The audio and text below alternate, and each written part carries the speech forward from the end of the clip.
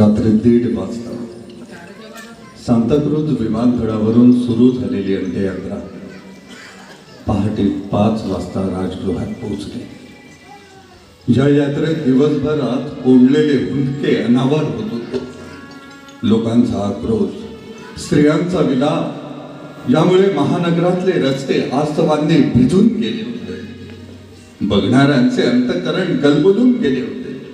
राजगृहात पहाटे 5 ला अंत्ययात्रा पोहोचली तेव्हा परिसरामध्ये 4 लाखांचा जनसमुदाय आधीच हजर होता। त्यात अंत्ययात्रेतील लोक मिसळले म्हणजे कडाक्याच्या थंडीत पहाटे 5 वाजता 6 ते 7 लाख लोक उपस्थित होते।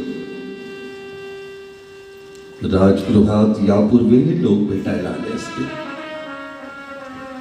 पण आजची भेट पुन्हा कधी न होणारी निर्वाणीची होती। त्यांच्या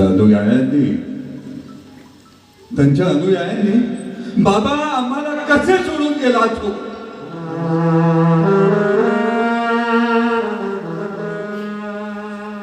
असा हंबरडा फोडला। त्याने पत्थराचे काळीजही दुभंगले असे।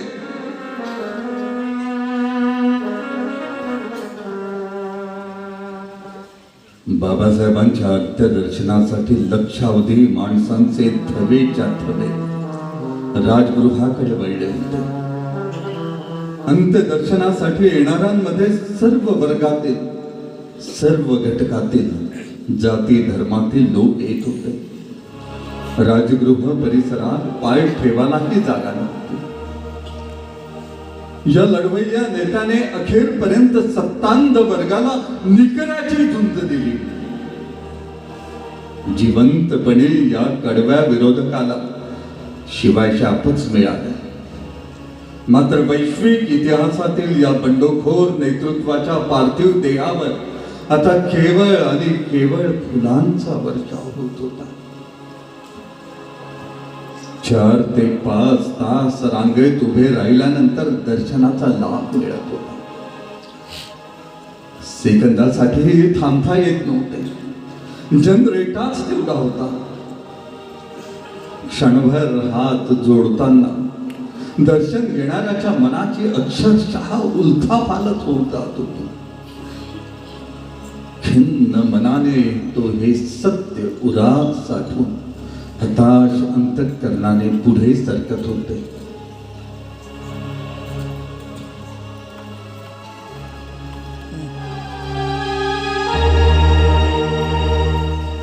बुद्धं शरणं गच्छामि, धम्मं शरणं गच्छामि, संघं शरणं गच्छामि। गंभीर ध्वनी तरंग हृदयाची कंपन वाढवत होते। बाबासाहेबांचे खंदे समर्थक असलेले 82 वर्षाचे राव बहादूर केशव सीताराम बोले यांनी तर बाबासाहेबांच्या मृतदेहाला दुःख वेगाने मिठीच मानले।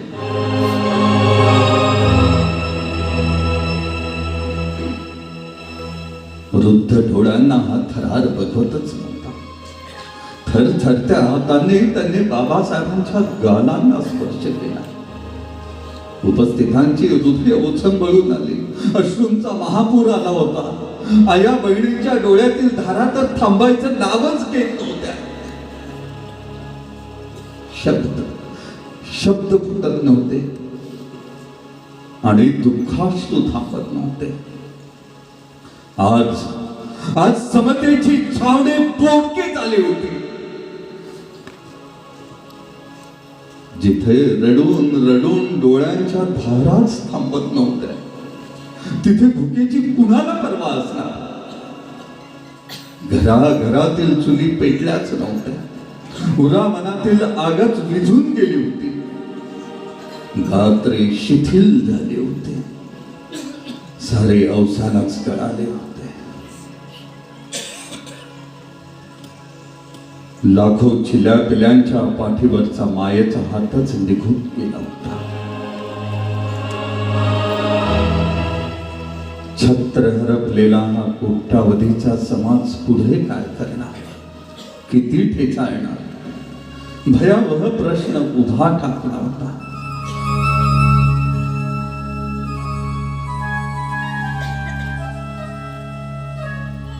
खिन्न, हताश, उद्ध्वस्त नजरा दाट धुक्यातून अस्तित्व शोधत होत्या. 7 डिसेंबरच्या सकाळी वर्तमानपत्रांमध्ये बाबासाहेबांच्या महापरिनिर्वाणाचीच बातमी होती. देशाच्या अनेक गावांना वर्तमानपत्रही माहिती नव्हते, पण कानाकोपऱ्यातून गल्ली बोळातून माणसांची गर्दी राजगृहाच्या दिशेने सरकत होती.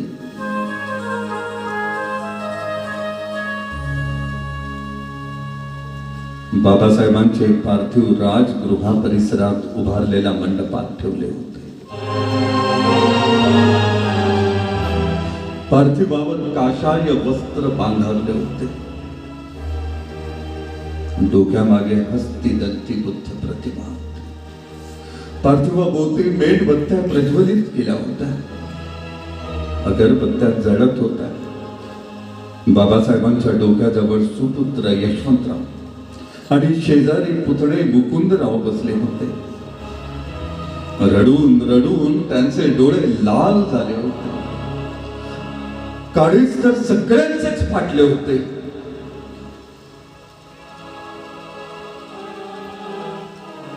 सगळ्यांनाच दर्शन घ्यायचे होते. समता सैनिक दलाचे स्वयंसेवक शिस्त सांभाळण्यात व्यस्त होते. बाबासाहेबांचे निष्ठावंत पहारेकरी डोळ्यात आसवांचा महापूर साठवून गर्दी सांभाळत होते.